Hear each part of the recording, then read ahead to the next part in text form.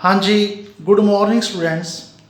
बेटा जिमें कि पेपर ने अपने किसी देखो किसी भी तरह का बेटा कोई भी एग्जाम हो, कोई भी एग्जाम तुसी मान लो PSTSC कर रहे हो, तुसी NMS कर रहे हो, तुसी NTSC कर रहे हो, या PCS कर रहे हो, या कोई होर टेस्ट दे रहे हो।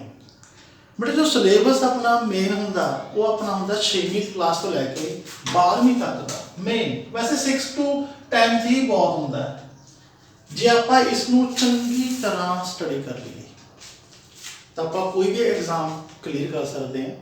ठीक है बेटा, देखो अज मैं तुहाडे नाल गल कर लग्या 10वीं क्लास 10th क्लास का एक चैप्टर है, चैप्टर 10th, क्लास भी 10th, चैप्टर भी 10th।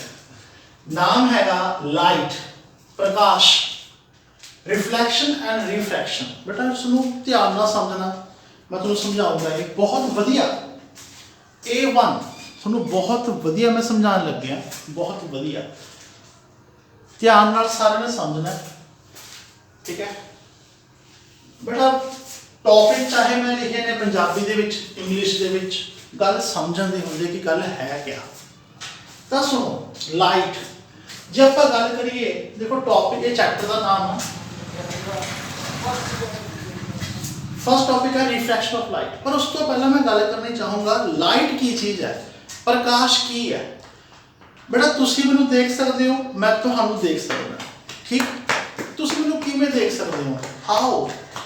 मेरे ऊपर आके प्रकाश लाइट पै रही है, किरणा पै रही, सूरज दी किरणा पै रही ने।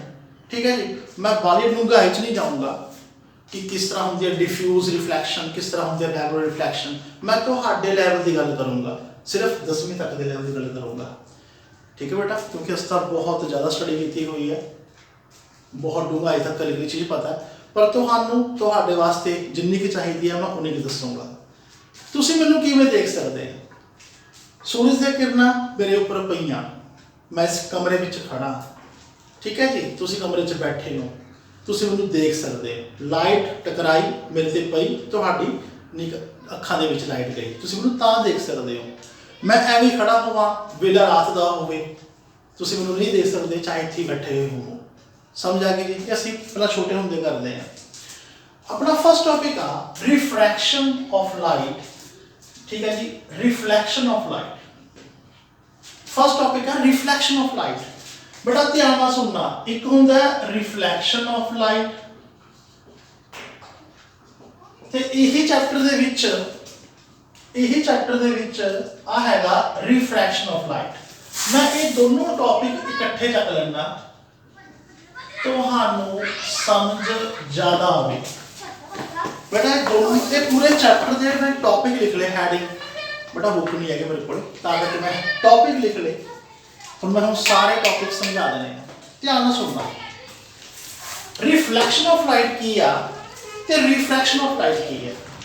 बेटा रिफ्लैक्शन, रिफ्लैक्शन रिफ्लैक्शन नू जिस पंजाबी च कहने आ, तो पंजाबी दे विच कहने आ, वो वखरा टॉपिक है। रिफ्लैक्शन ऑफ लाइट की चीज़ है। देखो बेटा अपने को एक मिरर आ, व्हाट आई से मिरर, क्या है? एक मिरर। ठीक है जी, आ हैगा नॉर्मल, व्हाट आई से नॉर्मल, परपेंडिकुलर। इथों लाइट आई, टकराई, जो लाइट आके टकरा रही है उन्होंने से कहते हैं इंसिडेंट रे। क्या कहते हैं? Incident ray. इन्होंने कहते हैं इंसिडेंट रे। लाइट आई बेटा, लाइट आके टकराई, किथे टकराई? मिरर ते, और you can say well polished surface. तुसी ये भी कह सकते हो वेल पॉलिश्ड सरफेस। आके टकराई ते वापस चले गई। एयर तो विचों आई, एयर दे विच ही वापस चलेगी। जो आई उन्होंने असीं कहा इंसिडेंट रे, टकरा के जो वापस जा रही है उन्होंने असीं कहते हैं रिफ्लैक्टेड रे। किहड़ी रे? रिफ्लैक्टेड रे। बेटा नॉर्मल दे विच इंसीडेंट रे दे विच जो इत्थे एंगल बनया that is called angle of incidence. Reflected ray ते नॉर्मल दे विच जो एंगल बनया इहनूं असीं कहने आ एंगल ऑफ रिफ्लैक्शन। ओके बेटा क्लियर। आई एंगल नॉर्मल ते इंसीडेंट रे दे विच है, इत्थे ना बना दिओ कि गलत हो जाऊगा। इत्थे नहीं बनाना, नॉर्मल दे विच ते इंसीडेंट रे दे विच एंगल बनाना। ठीक है बेटा, ए सी रिफ्लेक्शन ऑफ लाइट। डेफिनेशन क्या बनूगी? डेफिनेशन क्या बनूगी? The phenomena of change in path of light without changing the medium। या ऐ लिख लो विदाउट चेंज इन मीडियम। ऐ भी लिख सकते हो, तुम्हारी मर्जी किवें लिखना। लाइट ने अपना रास्ता बदल लिया। क्या किया? लाइट ने रास्ता बदल लिया। लाइट ने अपना रास्ता बदल लिया मीडियम ਨੂੰ चेंज किए बिना। किनू चेंज किए बिना? मीडियम ਨੂੰ। ਤੁਸੀਂ सोच रहे होने आ मीडियम की चीज़ है बेटा। हम इस टाइम हवा दे विच आपां, चाहे मैं कमरे विच हाँ पर मेरे आले दुआले तो हवा ही है ना। आई एम इन एयर। एयर ये थोड़ा कि आप उड़ के जाना तां ही असीं हवा दे विच होवांगे। ठीक, मान लो मैं पानी दे विच तैर रहा तो I am in the medium. ओ वाटर मीडियम, वाटर उत्थे हो गया। ठीक है जी, मीडियम मतलब माध्यम हुंदा, तुसीं कित्थे हो। ये हो गया reflection of light.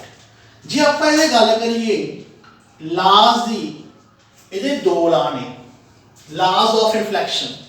first, angle of incidence is equal to the angle of reflection। second क्या है? incident ray, reflected ray and normal at the point of incidence। Normal किथे? At the point of incidence. मतलब normal तो और भी हो सकता है, और भी हो सकता है, और भी हो सकता है, इत्थे भी हो सकते हैं। पर आपां आहा नॉर्मल जिथे आके रे टकरा रही है वो वाला normal at the point of incidence all lie in same plane. Plane का मतलब की है बेटा? एक तल जिवें कहा बोर्ड है, एक तल है, ਇਹਦੇ ਉੱਪਰ ਆ ਕੇ ਰੇ ਟਕਰਾਈ, ਇਹਦੇ ਉੱਪਰ ਚਲੇਗੀ ਵਾਪਸ। ਤੁਹਾਡੇ ਵੱਲ ਨੂੰ ਨਹੀਂ ਆਈ, ਤੁਹਾਡੇ ਵੱਲ ਨੂੰ ਨਹੀਂ ਆਈ, ਇੱਥੋਂ ਆ ਕੇ ਐਂ ਚਲੇਗੀ। ਠੀਕ, ਇੱਕੋ ਪਲੇਨ ਦੇ ਵਿੱਚ ਹੋਣਗੇ। ਜੇ ਮੇਰਾ ਹੱਥ ਹੈ, ਇਹ ਇੱਕ ਪਲੇਨ ਹੈ, ਹੱਥ ਮੇਰਾ ਕੀ ਹੈ? ਇੱਕ ਪਲੇਨ ਹੈ। ਰੇ आई टकराई, टकरा के हम चलेगी। This is reflection of light. Okay जी, क्लियर। इस तो अगे अपना मिरर्स बारे गल आऊगी, पर मैं ਤੁਹਾਨੂੰ ਪਹਿਲਾਂ रिफ्लेक्शन बारे समझा दूंगा ਤਾਂ ਤੁਹਾਨੂੰ क्लियर हो जाए। ਦੋਹਾਂ ਦੇ ਵਿੱਚ कंपैरिजन करना जुड़ी हो जाता है। आपको वधिया घटे की पहचान तां ही होंदी है जब आप कंपैरिजन करते हैं। रिफ्रैक्शन ऑफ लाइट ये की है? मान लो आह एक ग्लास स्लैब है। क्या है ये बेटा? Glass slab. ते बाहर एयर है। बाहर की है बेटा? एयर। आ है ना normal. What is this? Normal. What is this? Normal. बेटा हम रे आई आके टकराई, जो रे आके टकराई एक ही है इंसिडेंट रे। आके जो टकराई ये बेंड होगी, ये मुड़गी, ये बेंड होगी। इन्हें जाना तो एवं सी, बजाय सीधा जान दे ये मुड़गी, ये बेंड होगी towards the normal. What I say? Towards the normal. Normal दे वाल बेटा आह एंगल ऑफ इंसिडेंस है ते आह की है? Angle R। Angle I is greater than angle R।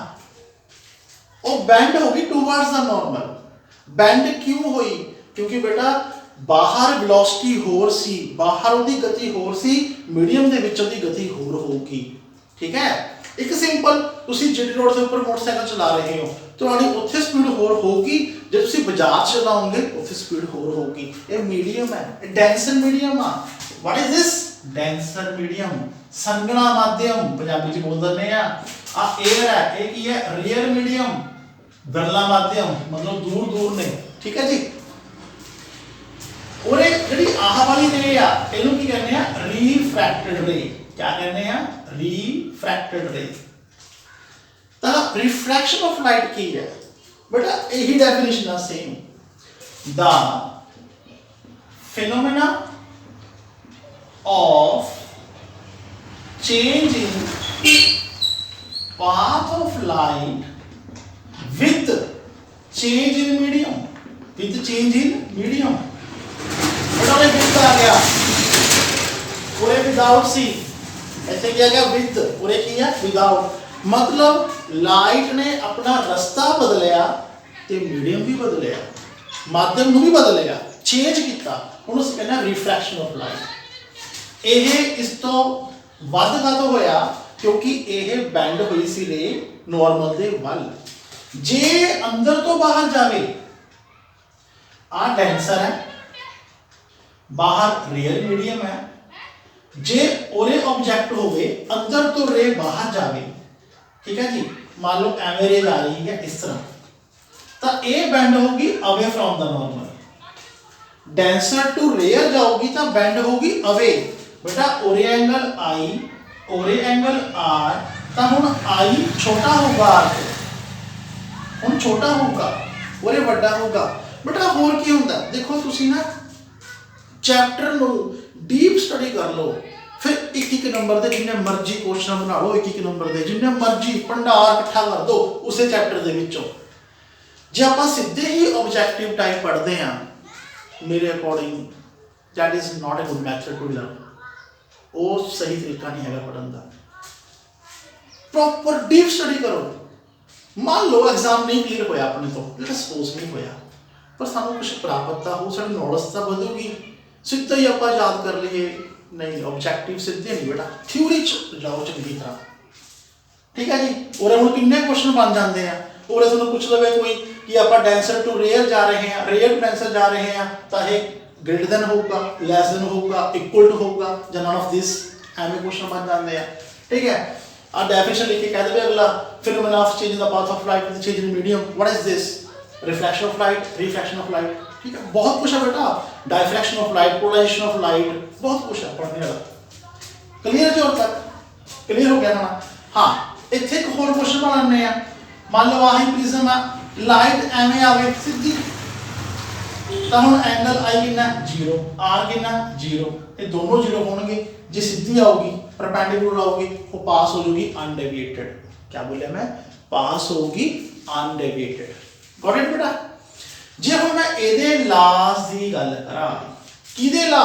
Refraction of light दे ला। AC angle I is equal to angle R। बेटा इत्थे की है, इहदा फर्स्ट ला की है? इहदा फर्स्ट ला आई है इंसिडेंट रे। क्या? इंसिडेंट रे, रिफ्रैक्टेड रे, रिफ्रैक्टेड रे and normal at the point of incidence और लाई इन सेम प्लेन। बेटा पूरे रिफ्रैक्टेड रे आया, पूरे रिफ्रैक्टेड सी, बस बाकी सारा सेम, बस इतना फर्क सी। दूसरा ला ये कहता है sine of angle of incidence to the sine of angle of refraction.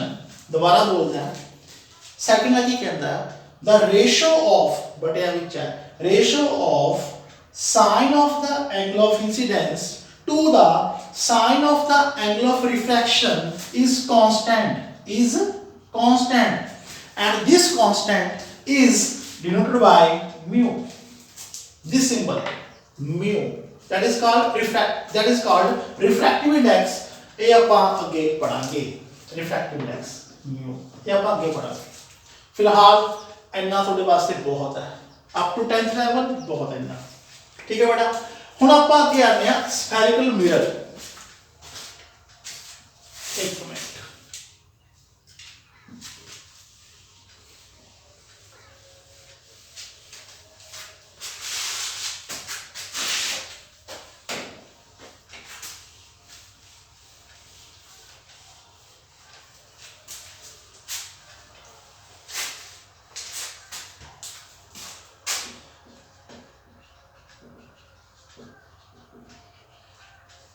Spherical mirrors,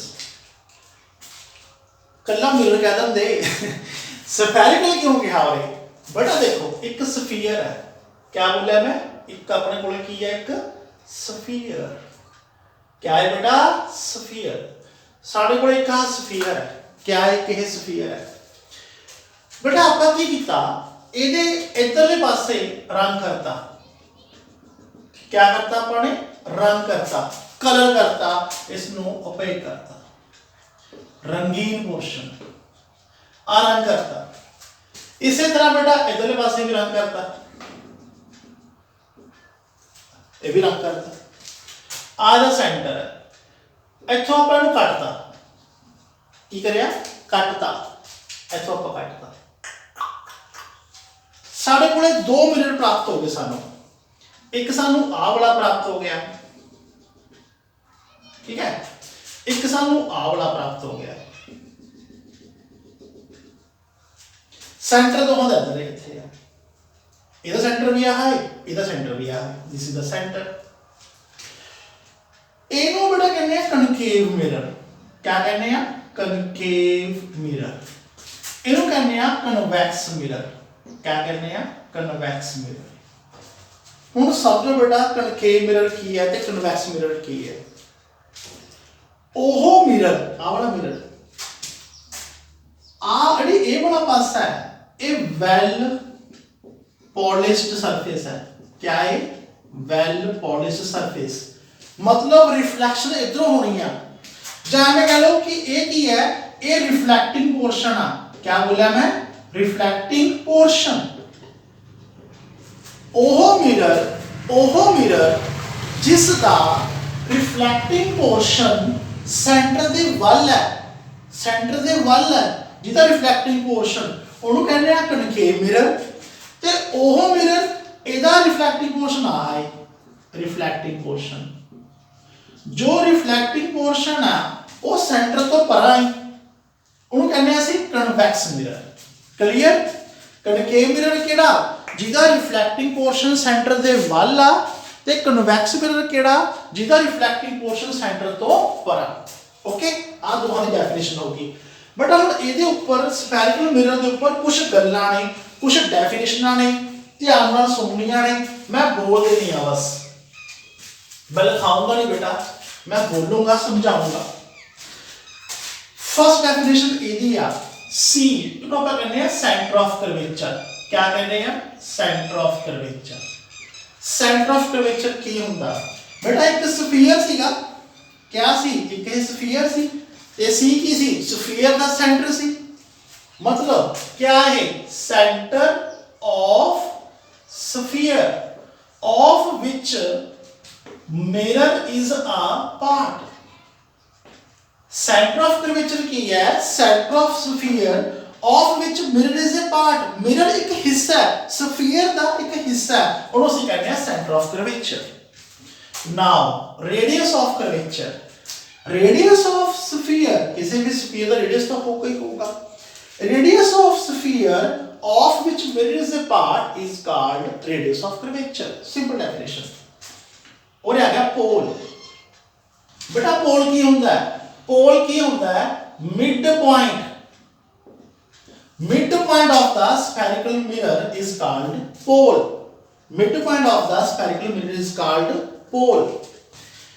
principal axis, आ डेफिनेशन ने प्रिंसिपल एक्सिस की होता है line joining C to P, centre तो लेके पोल तक तुसी लाइन ज्वाइन कर दो, उन्होंने सी कहने हैं प्रिंसिपल एक्सिस, प्रिंसिपल एक्सिस। फिर बेटा आ जाता अपर्चर। अपर्चर बेटा जिवें देखो आ चीज है,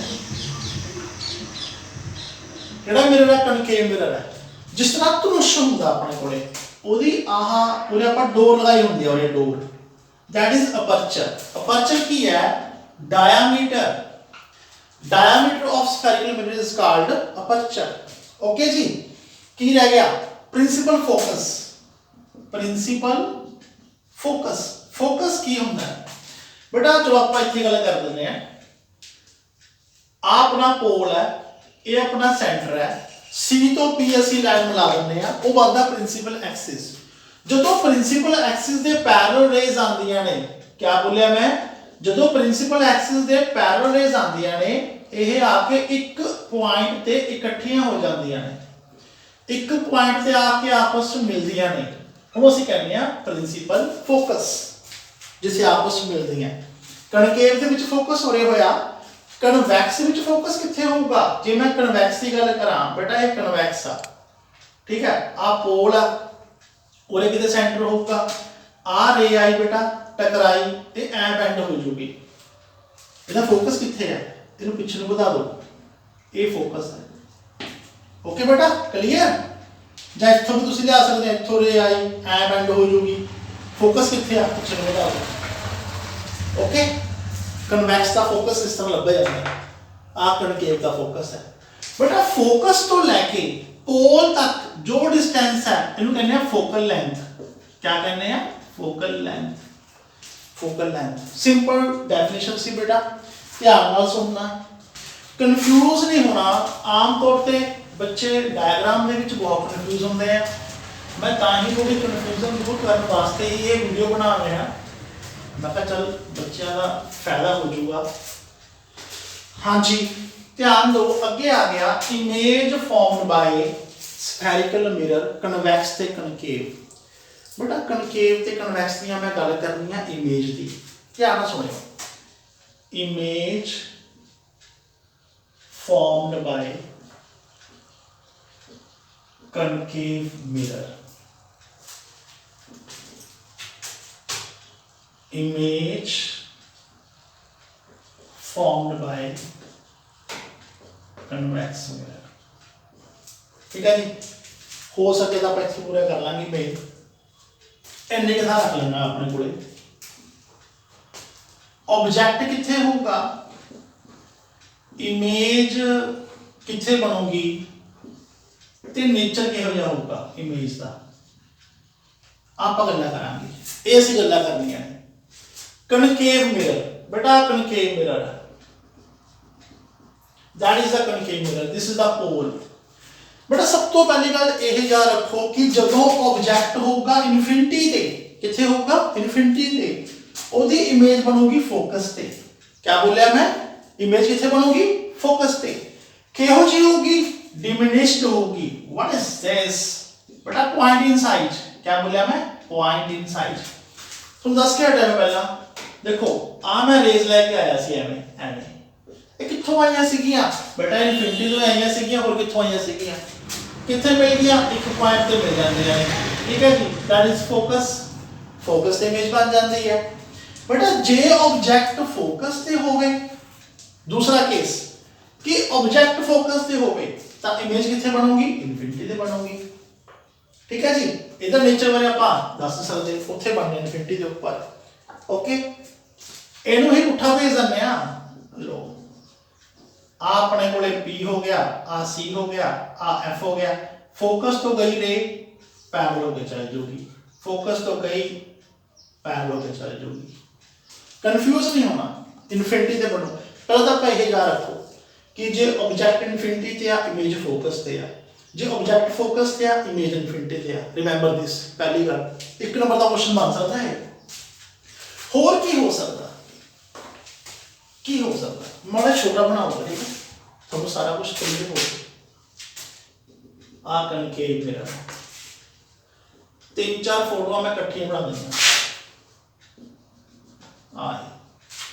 कोई कुछ होर हो सकता पर जरूर देखांगे। ठीक, अलग अलग इमेज बनाऊंगा बेटा। की हो सकता है, ऑब्जेक्ट 2F ते होवे, 2F मतलब एट सी, एट सी मतलब आ F हुंदा अपना ओरे।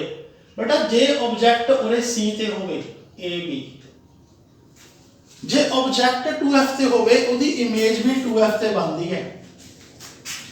जे ऑब्जेक्ट 2F ते होगा तां इमेज भी 2F ते बनदी है। इमेज सेम साइज दी हुंदी है, रियल भी हुंदी है, रियल हुंदी है, सेम साइज दी हुंदी है। देख लो बेटा मैं की बोल रहा हां, इथों एक रेज आऊगी पैरेलल जो पास होंदी है फोकस दे विचों। ठीक है बेटा, एक तुसीं भेजोगे पोल दे वाल भेज दो, जां आपां सी चों भेज सकदे हुंदे आ। एक पोल वाले भेज देने हैं, ठीक है बेटा, एवं पोल से जाके टकराऊगी रे, लाओ पे करके आ जाऊगी बेटा, इतने इमेज बन जाऊगी आ नीचे। ए तो हैगा ही है, इनू आप ए डैश बी डैश कह देंगे, आ सी है और मैं सी लिख देना। ਜਿਹੜੀ ਇਮੇਜ ਹੈ ਸੇਮ ਸਾਈਜ਼ ਦੀ ਬਣੂਗੀ, ਜੇ ਆਬਜੈਕਟ 2f ਤੇ ਹੈ ਇਮੇਜ 2f ਤੇ ਬਣੂਗੀ, ਠੀਕ ਹੈ ਬੇਟਾ। ਮੇਨ ਗੱਲ ਇਹ ਪ੍ਰੈਕਟਿਸ ਨਾਲ ਹੋਊਗਾ ਬੇਟਾ, ਇਹ ਪ੍ਰੈਕਟਿਸ ਨਾਲ ਤੁਸੀਂ ਮੈਂ ਜਿਵੇਂ ਦੱਸ ਰਿਹਾ ਹਾਂ ਸੌਖਾ ਲੱਗੂ ਤੁਹਾਨੂੰ। ਹੁਣ ਬੇਟਾ ਕੀ ਹੋ ਸਕਦਾ ਆ f ਆ ਔਰ ਇਹ 2f ਹੈ ਜਾਂ ਕਹ ਲਓ c, ਇੱਕੋ ਗੱਲ ਹੈ, ਕਨਫਿਊਜ਼ ਨਹੀਂ ਹੋਣਾ, ਕਈ ਇਹ ਉਲਝ ਰਹਿੰਦੇ ਨੇ ਕਿ c ਕੀ ਹੈ 2f ਕੀ ਹੈ, ठीक है ओके। क्योंकि बेटा देखो मैं c 2f की में लिख रहा और को लेके और तक वैसे मैं गल करा ये रेडियस होता है ते f होता है बेटा, f r का अर्थ होता है हमेशा। ये असं प्रैक्टिकली भी कर सकते हैं और असं प्रूव भी कर सकते हैं। फिलहाल वापस चलते हैं। हुण की हो सकता है, होर की हो सकता है बेटा, ऑब्जेक्ट इत्थे होवे पिछे, इत्थे हो सकता है ऑब्जेक्ट लेफ्ट हैंड साइड ते ही होगा मिरर दे। होर की हो सकता है ऑब्जेक्ट, तुसीं भला ये सोचो ऑब्जेक्ट किथे किथे हो सकता है, इमेज बारे बात सोचांगे, ऑब्जेक्ट और हो सकता है, ठीक है। चलो एक मिनट,